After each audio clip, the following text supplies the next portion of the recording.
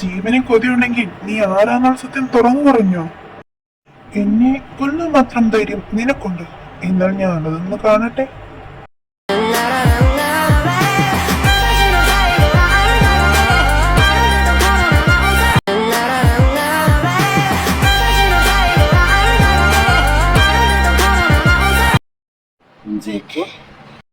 അതെ ഹോബ, നീ നിന്റെ നാത്തുനെയും കൊണ്ട് നമുക്ക് പോകാനുള്ള രഥത്തിലിട്ട് ചെന്ന് കയറ്. ഞാൻ അങ്ങോട്ട് വന്നേക്കാം.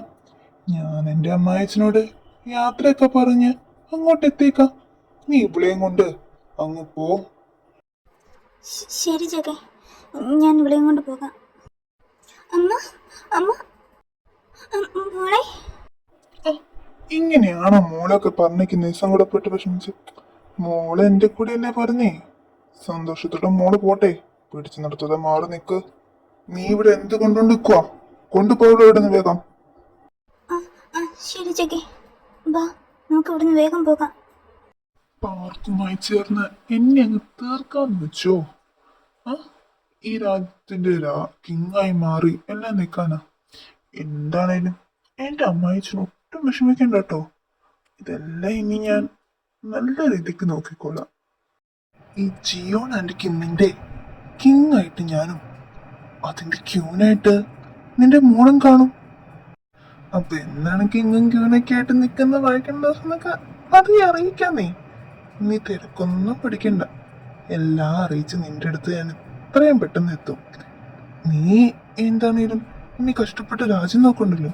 നിന്റെ മകളുടെ വിവാഹശേഷം മാത്രമല്ലേ അവൾക്ക് ഇവിടുത്തെ എല്ലാ അധികാരത്തോടെയും എന്തെങ്കിലും ചെയ്യാൻ അവൾക്ക് പറ്റുമെങ്കിൽ പറ്റുള്ളൂ. അതല്ലെങ്കിൽ അവളുടെ ഭർത്താവിനല്ലേ അധികാരം മൊത്തവും. അപ്പൊ എല്ലാ ആലോചന കണ്ടും പറയാം.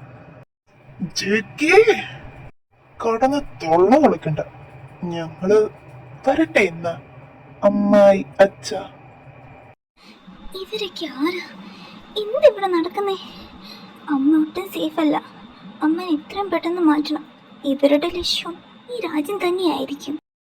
എന്നാ നമുക്ക് പോയാലോ പ്രിയ പത്നി? നിങ്ങളൊക്കെ ആരാ? എന്തിനാ താൻ എന്നെ വിവാഹം ചെയ്തേ? താൻ എന്റെ അടുത്ത് മാറി നിൽക്ക്. നിനക്ക് ശരിക്കും ഞങ്ങൾ ആരാന്ന് അറിയത്തില്ലേ? നീ കള്ളം പറയൂലേ ഞങ്ങളോട്? എനിക്ക് നിങ്ങളോട് കള്ളം പറഞ്ഞിട്ട് എന്തിട്ടാണ്? നിങ്ങൾക്ക് തമ്മിലുള്ള ബന്ധം എന്താന്ന് പോലും എനിക്കറിയത്തില്ല. ഓ, ഞങ്ങൾ തമ്മിലുള്ള ബന്ധമാണ് അറിയേണ്ടത്. ഞാൻ ഹോബ, എനിക്കിന്ന് ജിമ്മിന്റെ ഭാര്യ. ജിമ്മി ജേക്കയുടെ ബ്രദറും. അതാണ് ഞങ്ങൾ തമ്മിലുള്ള ബന്ധം. അതിന് ജേക്ക് ആരാ? അയാൾ ആരാന്ന് ഞാനിങ്ങനെ അറിയുന്നേ? മോശം മോശം മോശം.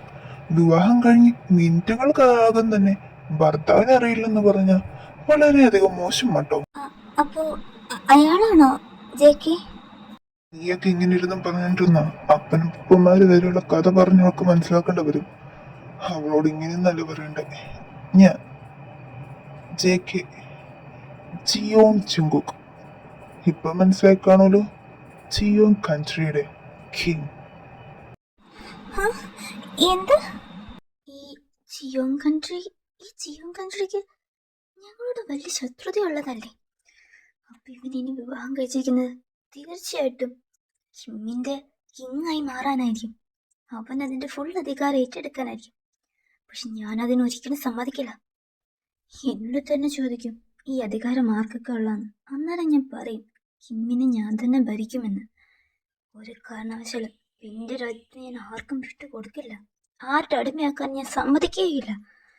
ഇവൻ എന്തൊക്കെ പറഞ്ഞാലും എന്തൊക്കെ ചെയ്താലും ഞാൻ അതിനെ നേരിടുക തന്നെ ചെയ്യും. ഇനി ഇവൻ വേണം എന്നെ സഹിക്കാൻ. നിന്റെ ആലോചന ചിന്തയൊക്കെ കഴിഞ്ഞെങ്കിൽ ഇറങ്ങി ഇങ്ങോട്ട്. എവിടേക്ക്? എന്തിന്? എങ്ങോട്ടാ ഞാൻ വരേണ്ടത്? അതേ, നമ്മൾ ജിയോണെത്തി. ഇതാ കണ്ണു തുറന്ന് നോക്ക്.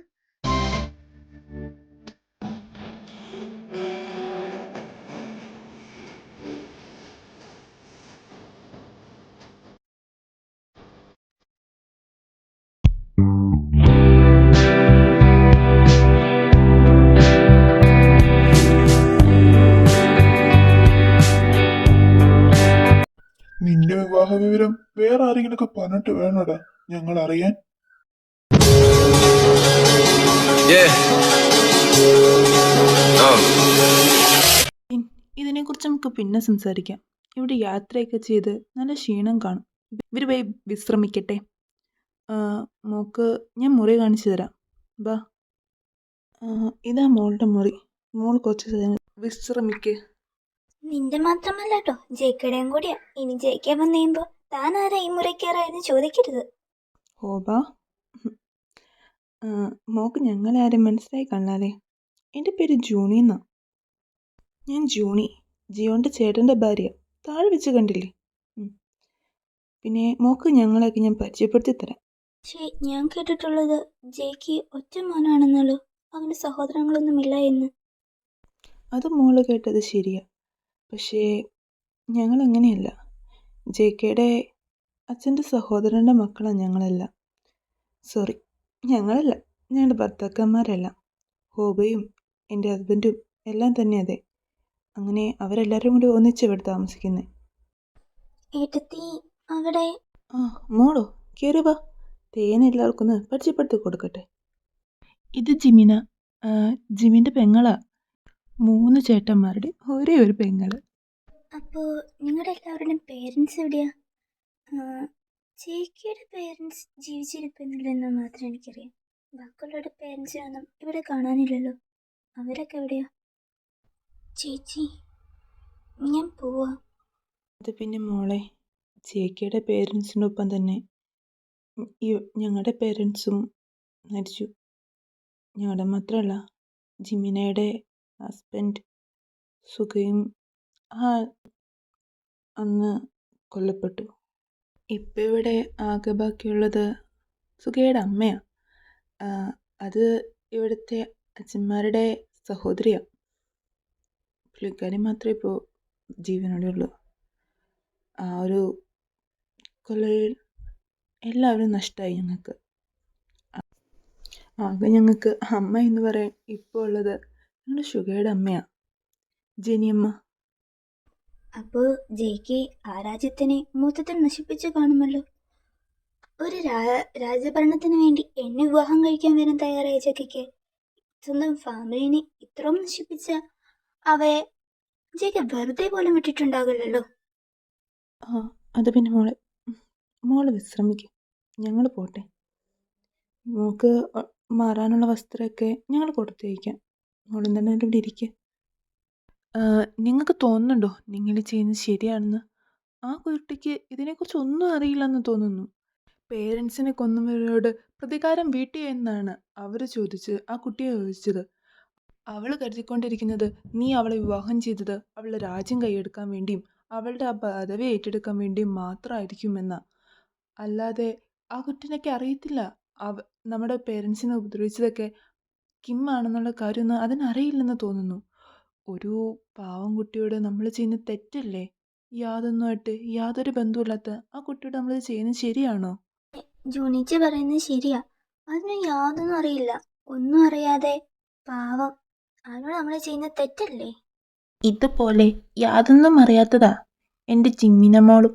എന്നിട്ട് അവളുടെ അവസ്ഥയോ? നിങ്ങളൊക്കെ പറഞ്ഞത് ജിമിനിയോട് ഒരേ പ്രായമല്ലേ? എന്നിട്ട് ജിമിനി നിൽക്കുന്ന അവസ്ഥയിലാണോ അവൾ നിൽക്കുന്നത്? അവളോട് ക്ഷമിക്കണം എന്ന് നിങ്ങൾ പറയുന്നേ? നിങ്ങൾ എന്തൊക്കെ പറഞ്ഞാലും എനിക്ക് അവളോട് ക്ഷമിക്കാൻ കഴിയില്ല. ഞാൻ അവളെ വെറുതെ വിടുത്തുമില്ല. മതി, നിർത്ത്. എനിക്ക് വേണ്ടി ഈ പ്രതികാരങ്ങൾ അതിവിടം കൊണ്ട് നിർത്തിക്കോ. എനിക്ക് ആരോടും പ്രതികാരം ചെയ്യണ്ട. എനിക്ക് ആരോടൊന്നും ചോദിക്കണ്ട. നഷ്ടങ്ങളെല്ലാം ഞാൻ സഹിച്ചു തന്നെ ജീവിക്കുന്നേ. എനിക്ക് ആരോടൊന്നും ചോദിക്കാനോ പറയാനോ ഒന്നുമില്ല.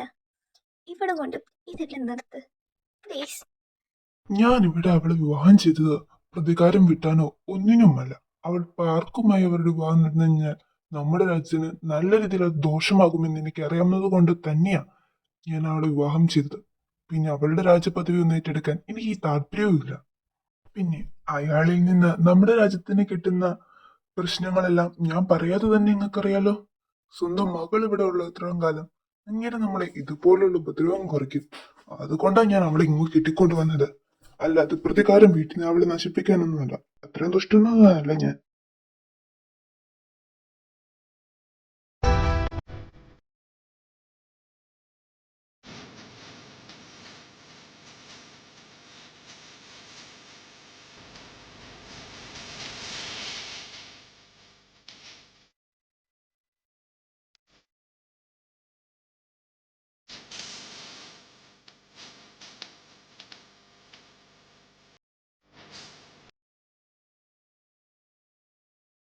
ജിന്നേട്ടാ, ജയിക്കേ.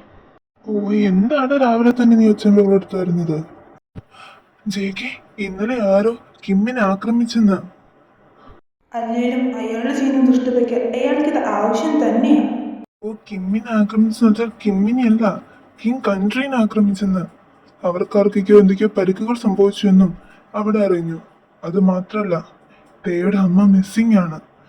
ആ, പറഞ്ഞു കേട്ടറിയുന്നത് അത് ജീവനോടെ ഉണ്ടാകില്ല എന്നാണ്.